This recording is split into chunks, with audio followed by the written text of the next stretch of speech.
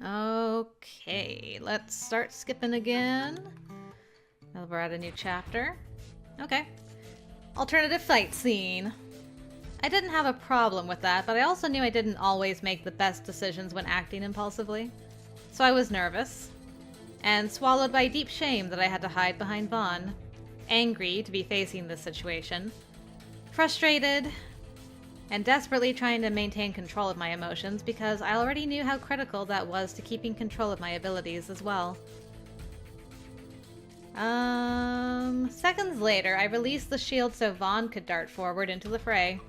Bishop or not, I'd been told she fought more like a rook, and seeing it firsthand was stressful. So it's interesting, she was more calm about it when she was analytical Morgan, but now she's like, this is stressful. I raised the shield again, flinching as someone else shot at me. I wish I had the focus to protect myself and monitor everyone else with my Psi, but it was chaos, and I was just trying to keep myself shielded for now. Are we...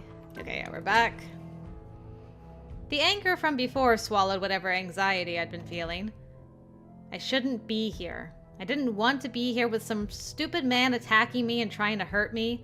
It was ridiculous! The fact that the council made me be here. The fact this man was treating me like an enemy when I'd rather be somewhere studying or doing anything but this. That anger exploded outwards as a whirl of hot Psi, and my shield shattered. It whipped straight at the attacker, causing him to stagger back but not fall. The wall behind me trembled and dust showered down, reminding me Vaughn had said to keep my abilities in check. I took a breath and reined it in as the rook rushed at me. Are we back? Yeah, we're back again. Okay. Alright, some slight differences there in the fight. I don't need a babysitter to get treated for a swollen face. I didn't ask your opinion. And I didn't ask yours. I said I don't need a babysitter. Can all of you please calm down? I'm not the only one hurt if you haven't noticed. Caleb is bleeding. Ari looks like someone hit him too. Vaughn, your arm is damaged. Why are you only fussing over me? I didn't mean to explode on them. It wasn't that I didn't appreciate their concern. I did. How did I not notice Caleb's injury before? I mean, it's slight, but still I'm like, oh, you actually were hurt, weren't you? It was partially an emotional release from the fight, and just general frustration. I don't know. Just get off me. I shrugged Ari's arm off my shoulder. No, Ari! I don't need an escort back to Cor Solaris. The council is determined to throw me out into situations like this, and the three of you are trying to baby me. Something like this is nothing compared to what I'll face in the future, so what's even the problem? Morgan, enough. You're just freaked out from all that. Calm down. I guess you would know, wouldn't you, Caleb? Don't tell me to calm down! I hated how he immediately had lowered his voice and backed down too, treating me like a fragile child. Even though I was annoyed about being here, it made me more angry to see that. At this point, I knew I wasn't being rational as I backed away. Caleb was right. I was freaked out. But I didn't back down. If you're all so convinced I need to go for medical treatment while everyone else here has to keep working, fine. Oh, dang, she's gonna teleport her own damn self back. Lord. I expanded my sphere in an instant, pinpointing Cor Solaris. Morgan, do not... And I jumped back to the tower, leaving them behind. I staggered into a corridor outside the medical ward, leaning against the wall with my stomach churning, and no way to parse what I was feeling. I sank to the floor, gripping my head as I took more deep breaths. Guilt crashed in for taking that out on them. I was just so mad at this whole thing. And I was 3 seconds from bursting into tears if I let myself think about it longer. So I straightened, swallowed hard, and shuffled into the medical wing to get treated before Ari could follow me. Well, that didn't go as nicely as other times. I was considerably calmer now than before, and numbness had set in. I didn't know if that was a good sign or a bad sign, really. That lingering empty feeling was disturbing in its own way, but it was better than the incessant shaking and being on the verge of tears. So there's that going for me. There was a residual awkwardness from earlier, but I imagined if I tried to apologize, they would dismiss it. I was too tired for reconciling, so I'd leave it for later. If they didn't bring it up, neither would I for now. Today was rough, huh? Yeah. For a moment, no one spoke, and the four of us just stood in a row, looking at the view. Is this different? No, this is... because he still yelled at us. The fact that they were invoking her name now probably said a lot about where they were with all this, too. People treated Sylvia like she was invincible. Like no one could touch her because she was a queen rank and they're the strongest. I think this is the same again. Yeah, okay. What am I doing here? We're doing emotional, or... We did analytical last time. Just trying to see. We're doing cautious this time. Okay. I don't think you have. Not intentionally and not overtly. I don't deny that I had that thought, that I'm supposed to be this powerhouse that I don't feel like, and that I can't always just run away. But I don't think any of you have made me feel that way. We have undoubtedly contributed, because we are part of the system that has pushed that onto you. It's possible... He trailed off, tapping his fingers against the top side of the railing. Ari! We shouldn't have brought you here, is what Ari's trying to say. I don't know what alternative we had, but... it's not right. Even if you can adapt and learn to live with it. I saw you in that fight, and thought about how you're just a damn student, and we should never have thrown you into something like that. You responded to that fight exactly like a civilian who shouldn't be confronting criminals. We all get so wrapped up in the bullshit this place teaches us that we just do what they say and never stop to think about the fallout. Things like legality or whatever. We just accept what they tell us about that and never question it. I think that it isn't only Endgame system. It's New Albion system, the Dayside system. What was the better option for me? If it wasn't Endgame, it was going to be someone else. Am I better suited to Crimson, then? Our current approach to how Espers are treated by Endgame and by society lets people think they can acquire someone else as a weapon. That's a foundational problem. Are we... No, not yet. That's why you're trying to shake things up with all those ideas of yours, huh? Ideas of yours? What are you concocting now?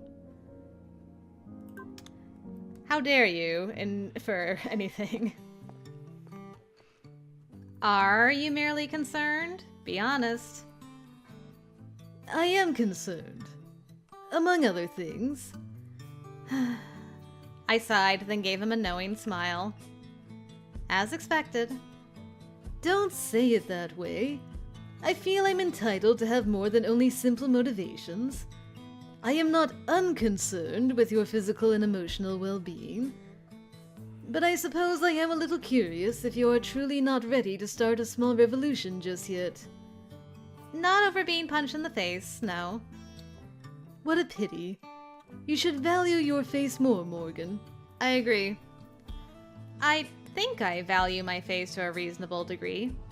Was there anything else you wanted from me? I think there's more to be discussed on this topic, actually.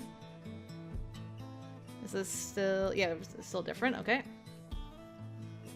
You've been on a proper field assignment. You were put in harm's way. I'm curious to see if your level of reluctance to try to push for change has shifted. Reluctance level? No. Motivation to do it in spite of reluctance? Sure. Though I think I'm going to stick with suggesting opportunities to change. For now. The proposal you mentioned to the others just now. Yes. Yes, I have a proposal to make. I really am okay. I feel silly making a huge fuss over getting punched when it could have been so much worse. When others deal with worse every day. That others deal with worse does not make your experience invalid. I know that. It's the principle of the thing more than anything. That is often the most important part. Now let us get you back to your place. I agree that it would be best to keep yourself from working on other things for the rest of the day. Though I suspect you are not that adept at distracting yourself. Not always, no. Then I will serve as a distraction, for at least a little while. I'd like that quite a lot. He kept his arm around me as we walked. I leaned into him, grateful he was with me. I thought about calling my mother, but I can never hide things from her, and if I tell her I got punched in the face on an assignment I wasn't ready for, she may come here and punch some of the council members in the face, which sounds like hyperbole, but honestly, it isn't. I'm not ready for my mother to get arrested on my account. I'm certain Magnus could keep her from incarceration, but it's probably best to avoid the situation. He sounded like he'd be interested in seeing her punch council members, though. I'd be interested. I'm all for Mom punching council members in the face. On our way to my flat, I asked him about the things he was working on, but he answered just that they weren't making much progress at the moment. And he changed the subject either because he didn't want to discuss work, or he didn't want to trouble me with his problems when I was already having a stressful day. I was disappointed when he didn't stay too long. I thought he didn't want to tire me out more, but I wanted to spend more time with him. He looked tired, though, so he probably needed rest as well. I didn't mean to, but after he left, I fell asleep on the sofa in the middle of dinner. I only woke up in the middle of the night to move to my bed. Aw, poor girl. It had been a surreal and exhausting day, so in spite of myself, I fell back into sleep quickly. I didn't think about anything else until morning. Oh. Left alone. I felt personally attacked at having to do maths during training, but I understood the goal. I just wish she hadn't chosen such hard questions, or a timed exam. Can't escape exams even here. Though I suppose I should be grateful my entire future wasn't riding on this one. Or maybe it was. If I didn't learn to protect myself better, it could definitely have a detrimental impact on my future. And me being alive to witness it. Are the two of you taking a break? I'd ask because I sensed Vaughn moving off the mat. And then she flung a thing at my head. I wasn't dodging the question. I was genuinely curious because it seems early for you to be back. Well, we are back. And you still haven't answered. Ugh, Caleb, please calm down. I'm not doing anything strenuous unless you count dodging a shirt as strenuous. Argue, argue, argue. Are we doing analytical or confident this time? We're doing analytical again. I'm so curious how she defected, though. I'm so curious. Yeah, I get it. I understand where Odette is coming from, too. I don't want to be treated like I'm made of glass, but I also don't want to be treated like I should shrug everything off, either. It's more nuanced than that. And I don't know why it seems like she thinks I'm trying to destroy this place or something, but that's not it either. We're just gonna burn it to the ground. No biggie. You are what? Oh, are you alright? I am. However, I was in need of a distraction and thought perhaps you would be willing to render aid. I'm always willing to render aid during distraction-related emergencies. I motioned him to the sofa. Tea? Perhaps later. I joined him on the sofa, studying his face with concern. The dark circles seemed worse than usual. You look like you haven't slept. I fear you are correct. My sleep schedule has been severely disrupted by work. Okay, now we're caught up. Ah, about... Is this when he called you his girlfriend? Alright. But I suppose we haven't defined it that way ourselves, so it's been strange to hear others call me that. I'm glad to hear you don't dislike it. I admit I dislike ambiguity with regard to relationships, and ours has reached a point where I wish to draw a box around it and label it. But I try to be sensitive of the fact that others don't view it in the same way. Well, this is a subject change. Do you think Brasil has good universities? I believe they are quite well thought of.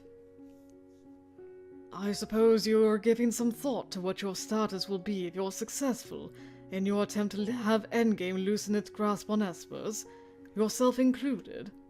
Something like that. Are you opposed to long-distance relationships? Not really, but I have to admit I don't miss New Albion's rigidity, so I might want to stay here regardless. That's assuming it's even a decision I get to make, of course. There will be many options in that regard, and we have time to consider them all. I'm just pleased it's something you are willing to consider with me when the time comes.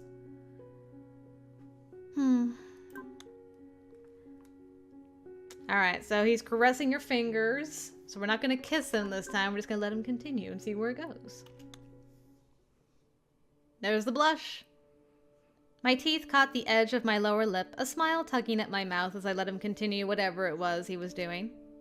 His expression had gone soft and amused as he continued letting his fingertips glide across my skin. And finally he caught my fingers and brought them to his lips. His lips brushed my knuckles and our gazes met. I couldn't help but smile wider at the disheveled hair and smoky gaze.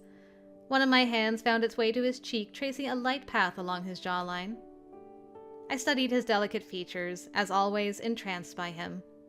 Sometimes the image of a person became so much more than their physical appearance in my mind that I found myself taken aback when I suddenly saw them again.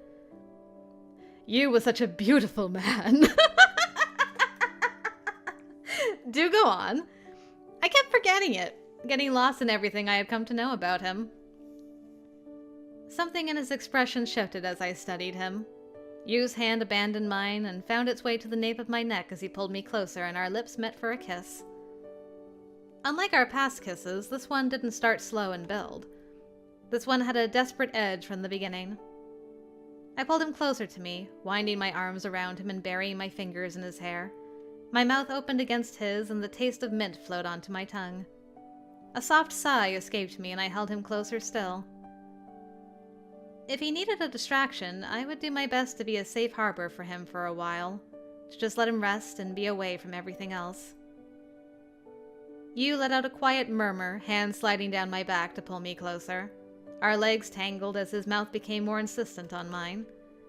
We parted briefly to gasp for air before our lips met again, and he captured my face again in his gentle hands. Heat flooded my body, and I felt like maybe I was the one being distracted rather than the other way around. YUU's mouth abandoned mine, lips finding my earlobe. Is this your method of distraction? Is it working? YUU's mouth traveled to the side of my neck, one hand holding me in place as he kissed a line to the edge of my collarbone. It is. His tongue dipped into the hollow of my throat, hands resting on the lower edge of my rib cage, causing me to suck my breath in. YUU pulled away and looked up at me. When our eyes met, heat blossomed in the pit of my stomach. His hair was even more ruffled than before, and the look on his face. I swallowed hard. Would you like to stop, Morgan? My voice caught in my throat for a moment because I didn't want to, but I rested my head against him, trying to find the right words. I think maybe we should. For now. He drew in a quiet breath and pulled me closer so he could rest his head against mine. A gentle smile was on his face. Then we shall. Aw, we love a consent king! Good on you. Good on both of you. We stayed where we were for several minutes, just enjoying the closeness as the frantic heat from before evaporated. The mood softened, and I settled against him again as the faint city sounds from below filtered up to us. Not wanting to completely crush him, I shifted to the side since I was half on his lap, but he kept his arms around me, so I didn't go far. YUU took to letting his fingers trace patterns over the back of my hand again. And I thought it funny that he seemed so preoccupied with my hands while I was so often preoccupied with his. If I asked him about it, he'd probably talk about the amount of sensory receptors in our skin and how physical contact decreases anxiety or something. A soft smile came to my lips, which he noticed right away somehow. And what are you smiling about? I wonder. What an uninformative response. How unlike you. I was wondering what you were thinking about, then coming up with possibilities. Oh? And dare I ask what you assume me to be thinking about? Probably oxytocin and the sensory receptors in our skin. He paused for a split second before he laughed. I suppose that was in there somewhere. But I don't only contemplate the biological nature of our existence and how that presents itself as our tendency to seek out tactile experiences and intimacy. That's an oddly specific denial for something you weren't thinking about. What I was thinking is that I enjoy being with you, and that I'm grateful for this moment. I feel the same way. I'm pleased to hear that. I truly wish I could stay all night. However, I should go and get some rest. Something you need as well. Yeah.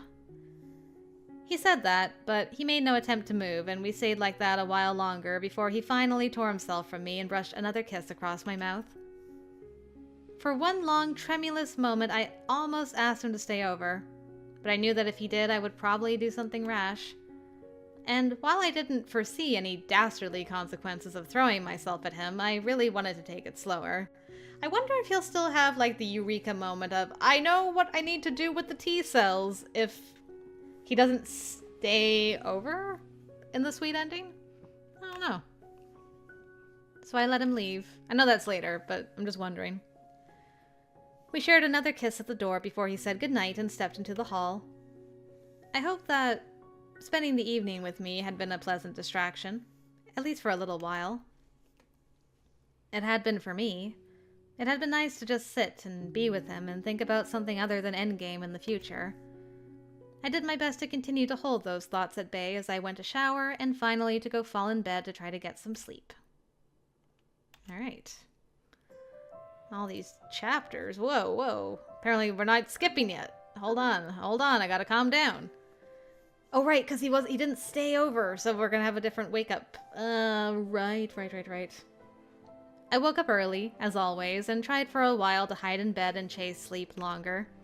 But my body refused to sleep after deciding it was awake for the day, so I dragged myself out of bed with great reluctance and went to have coffee. I ended up staying in my flat most of the day. I wanted to reread over the documentation Magnus had given me and refine the proposals I'd been working on. And I think now we can skip. There we go. I wasn't sure if I should grab a blanket for him or not, though there was one on the cot. I felt like he'd wake up if I tried to put it on his shoulders.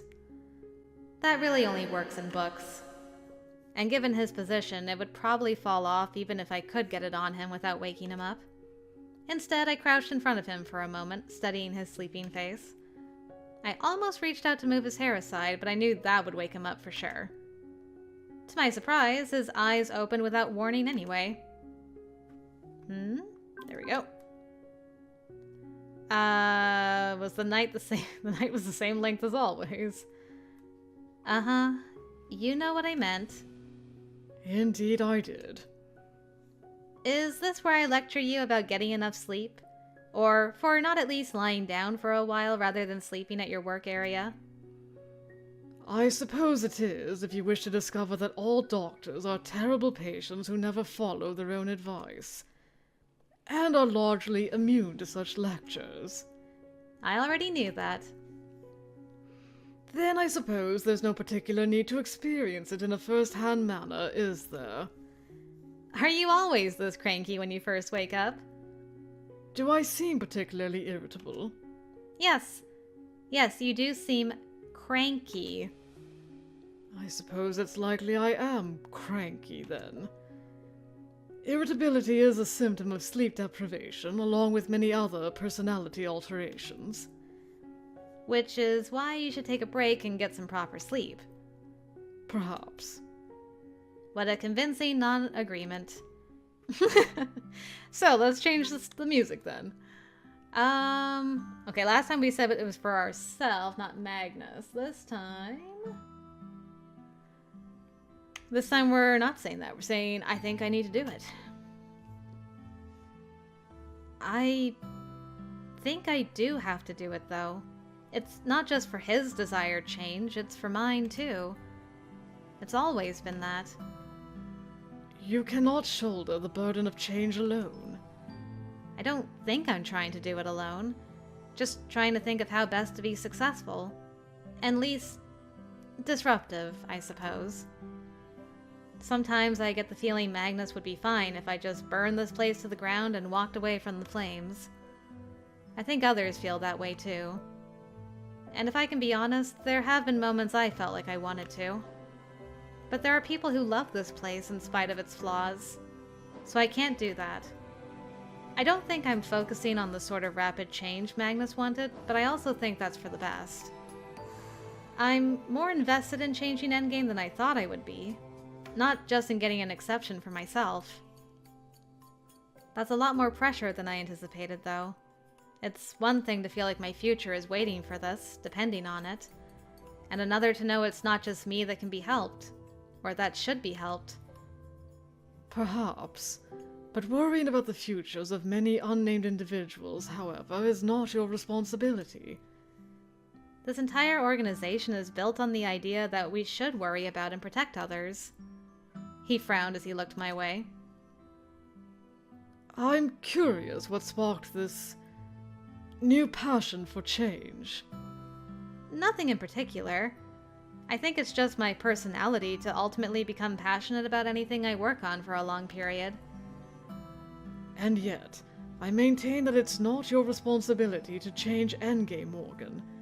Nor is it proper to make you feel it is. Some would suggest anyone with the power to create necessary change has the responsibility to do so. He sighed, rubbing his face again. I fear I don't have time to delve into that theory at the moment, but I suppose I understand that sense of responsibility. I reached for his face, brushing his hair aside. You look exhausted. I wish I could help with this. I gestured to the mess in front of him. I wish I could help with it as well, but I seem to have hit a wall. He sounded so tired and frustrated when he said that. I glanced at the materials strewn about his work area. It would be nice if he found a potential solution to this thing soon. It would be nice if I really could help with it somehow. You're carrying a pretty heavy burden right now, too. This burden is a part of my job, and solving this problem is my responsibility by virtue of that. We might be back? Yeah, we're back now. Okay. Please try to at least hydrate before you get back to work. I shall endeavor to do so. I suppose it's sound advice, despite your lack of medical license. I stepped closer for the quickest of kisses, aware the lab probably had cameras of some sort. But if they were going to gossip about us anyway, might as well give them a reason to. Alright. Give them something to talk about. Alright, so is you gonna show up at our flat still or come here for dinner? Of course, they knew I was waiting for you, and Vaughn couldn't help but tease a little. Just a little, though, since Mara was there to rein her in. They left me alone to wait eventually, but you still hadn't arrived more than 15 minutes after he was supposed to, and I was certain he'd been wrapped up in work. Okay. Yeah, he did come. Okay. Cool. He seemed to be rambling more to himself than to me at this point, so I pulled him into a hug, unsure what I could say. He sounded so tired and frustrated, and all I wanted to do was to help, to make it better, to find a solution. but I was helpless to do anything of the sort. I'm sure you'll work it out somehow. The words spilled out before I could stop them, though I knew it might not be of much help or encouragement to him. I just wanted him to feel better. His arms went around me and he buried his face against me again. This one is difficult. I'm sure you've solved difficult problems before. You sighed and pulled away to finish with the tea. Perhaps. But that does not mean I'll solve this one. Not every problem can utilize prior experience. I am currently at a loss. I fear migration talks will not continue until I find an answer, and the Council may feel obligated to reveal the entirety of the situation to the Triad. They can only stall for so long. However, we do not have years ahead of us to solve this. I set a hand over his. You can only do what you can do. And I'll be here to support you as much as I can while you do it. But fretting isn't going to help you make faster progress. You captured my hand and held on to it as we both made our way to the sofa with our teacups. It is true that we are each only capable of so much, but if what we are capable of is not enough, others may suffer. But I agree fretting about it outside of work will not lead to any solutions. For a while, we sat in silence as he leaned against me. I settled back into a corner and wrapped my arms around him. We didn't talk, just sat there in the quiet while I played with his hair. I don't mind staying here. You're very comfortable, but you need to sleep in a bed tonight. Of course. I apologize. I will go home. I didn't mean to fall asleep when we were supposed to be.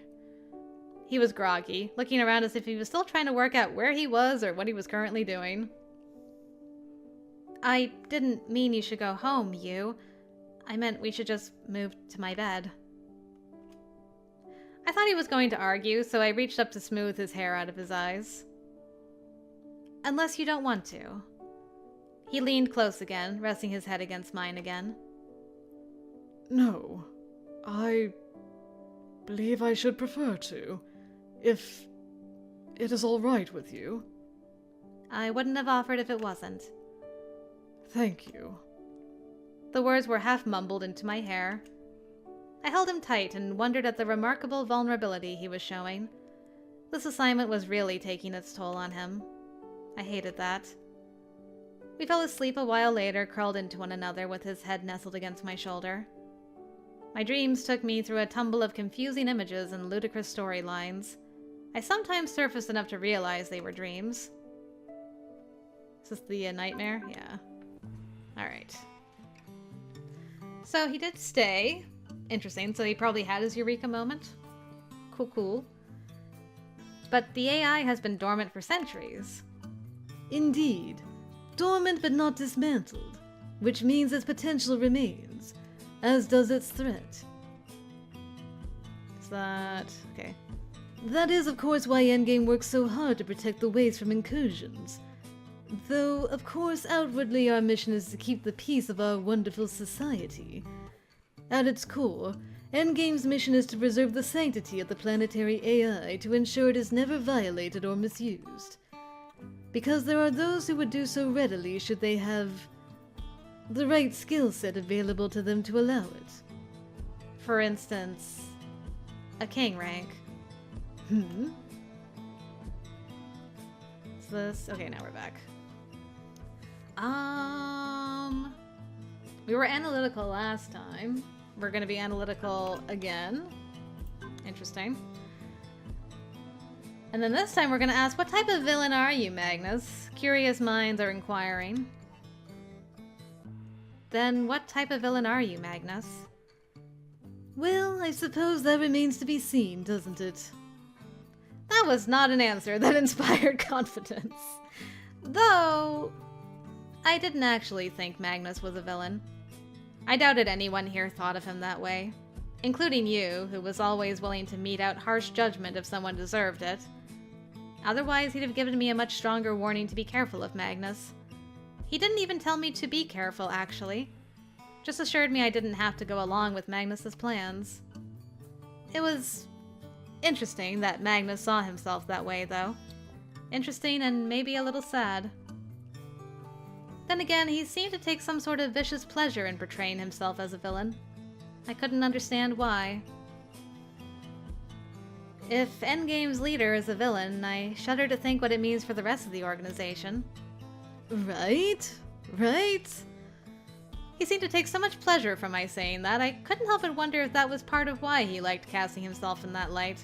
I mean, he was literally raised to be like the shining hero, prince, king of this organization. So, to just kind of like stick it to them and be like, oh yeah, well I'm a bad guy, wahaha. I hope we all learn you weren't a villain at all. That would be nice, wouldn't it? Magnus, how dare you distract me? How dare you? And now the other distracting boy. All these distracting boys, goodness gracious me. What's a little? Fretting about you? Maybe a little. Fretting won't bring him back faster. Telling me that won't make me fret less. He'll be okay. That bastard knows the place inside out. He'll be fine even if things boil over again. I caught the slight edge in his voice and realized he was probably worried too, though I wasn't sure he'd admit it. He has Odette with him too, so... Exactly. She may be Kingsguard, but she's capable. Mara would have something to say about you acting like Queensguard is superior. Only because she knows we are. Sure. We'll go with that. How's your bid to start an Esper revolution with Magnus going? My god, we are not starting a revolution! Too bad. I'd be up for one if I got to punch a few council members. Yeah, you and my mom and a few other people. You should know this by now. No one here questions that stuff. No one even thinks to do it. Not until someone like you shows up. And to be clear, no one like you has shown up here before. I told you this before, basically. Same story. If none of that was true, you wouldn't be here to start a revolution, because none of us would have followed orders to grab you in the first place. I know. It's just sometimes a little difficult to get my head around that, I suppose. Are you gonna apologize again? Yep. Well, I wouldn't say it's that bad. You're just remarkably... cranky. I do understand that some people express anxiety as irritability. It's the whole fight-or-flight thing, right? Ugh, don't start. You're sounding like you. He's always on my case about that stuff. I'm sure he just worries about you. Caleb made an amusing, disgusted noise in his throat. Bleh. My point is that, well, I'm over it. It was a lousy day, but I don't really hold grudges. Most of the time. Well, I guess crankiness can't bother you that much. You has at least as quick a temper as I do, if not more. I'm gonna go extra doubt on that one, actually. That seems to be in relation to work, not his private life. Agreed. I guess that's true. I still can't believe you like that guy. Oh, come on. You can't pretend the two of you aren't friends. More like brothers. There we go. There it is. Alright, are we informing the guard this time? Yes, we are informing the guard. Let the guard know. He's definitely got something else planned. The way I see it, there are only two possibilities. The council knows, or is behind, whatever's going on here, and Magnus is trying to out them. Or the council doesn't know, and Magnus wants this place on record for some reason. Because whoever these people are, it'll back the council into a corner once it's public. Is this a little different? Because this will have to go in our official report. I reckon he's expecting something specific to come of that. I guess it will all depend on who these people are. Sounds about right. The only way we'll know for sure is to return to Cor Solaris and ask. Ugh, I guess so. Okay. So he still stomped in. Interesting. Does it look like I knew? I said that I wasn't aware of it already. I wasn't trying to sound upset, but I was frustrated. This had to be what YUU had meant about his past help being relegated to the shadows. I'd wondered at the time, but didn't ask. Oh, I didn't even pick up on that. I just thought he meant... I don't know. I don't know what I thought he meant. Not this. YUU didn't have an opportunity to tell me about this, of course. And there was no obligation for him to mention it, especially given the relatively new status of our relationship. But I was... still disappointed. Interesting. I had no right to be, but the feeling had already settled in the pit of my stomach and hadn't budged as Magnus told us about the situation.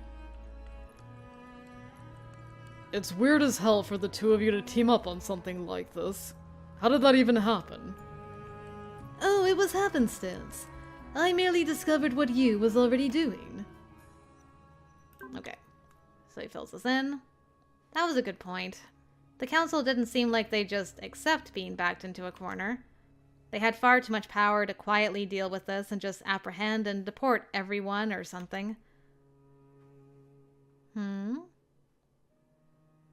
What was the beginning of this? Oh, covering it up. Gotcha. How would they do that, I wonder? The council may believe they can control us, order us to say nothing about the situation while they deal with it in the shadows. But Rowan Murdoch has no obligation to follow their orders. Do you believe he'll sit by and watch the council deport people he's tried hard to protect? Of course not. I don't believe Kaori Lyra knows of it yet, as he would surely have already brought forward the idea of negotiating with us. But nothing prevents Murdoch from telling him. Once President Lyra is aware of the situation, it changes things. Rowan holds the power to turn this into a very public international situation. And I don't believe we're to the point of silencing a civilian outside our jurisdiction just yet. Is this still? Okay, now we're back. I'm gonna guess emotional. Yep. This is an emotional meeting. Some warning about all this still would have been nice. You didn't have to send us there with no idea of what we'd find. I wasn't going to argue about the wisdom of connecting these issues. Magnus wanted radical change. I was settling for slow-moving change. He was trying to find a middle ground between those two things, I thought. That was better than manipulating the situation into some seismic shift within Endgame. But as always, I was annoyed at his way of doing things. No, I think you were all far more receptive to this, having seen it for yourself. Besides, it was more fun this way. Damn it! I knew you were going to say something like that! It is better this way, I can assure you. I assume it was a matter of plausible deniability. Oh, you can say clever things sometimes, Ari. Ah, that made sense. We could genuinely say we had nothing to do with this. And now the council couldn't even be mad about me trying to force my proposals on them. Because now my proposed restructure was a genuine solution to a problem created by... Wait. There was no way Magnus did it this way to get attention off of me by distracting the council, right? Right? He and you had both been worried that the council would direct their ire at me for being a thorn in their side if I kept throwing ideas at them or insisting on changes. And now... it was like I would be offering a solution for a problem he and you created. He wanted them to bear that burden alone. Was that part of this? I could only imagine you would feel the same way. After all, he'd started this whole thing knowing he'd get into trouble if it was ever discovered. It was so hard to be frustrated at Magnus when it became obvious how hard he tried to protect everyone else. No one asked you to bear the brunt of this, Magnus. That wasn't your call. It was mine. Damn it, Magnus! Get angry all you want. It changes nothing. You and I both knew the risk we were taking when we started this whole thing in the first place. I hate it when you pull this shit. I know. I hope you also know that YUU is going to be the main target of the Council's anger because they can't touch Magnus Ulrich of all people. Yeah, I wouldn't be so sure about that. So I wasn't the only one thinking that. Besides, I wouldn't be so sure you will be the sole target of the Council's anger. After all, the dome is smuggling energy from the solar array, something I personally set up. Yeah, he's covered his bases. He's covered his bases. Are we concerned for both of them, or just you this time?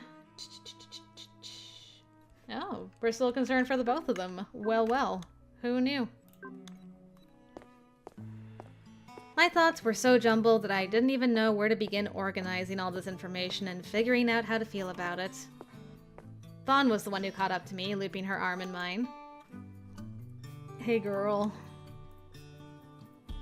Vaughn and I won a single match out of 3. Interesting. So instead of the 2 of them winning, they lost best of 3. It wasn't too bad, considering I'd never played the game before. Once I got home, I did nothing but shower and fall asleep right away. Everything else would have to wait until tomorrow.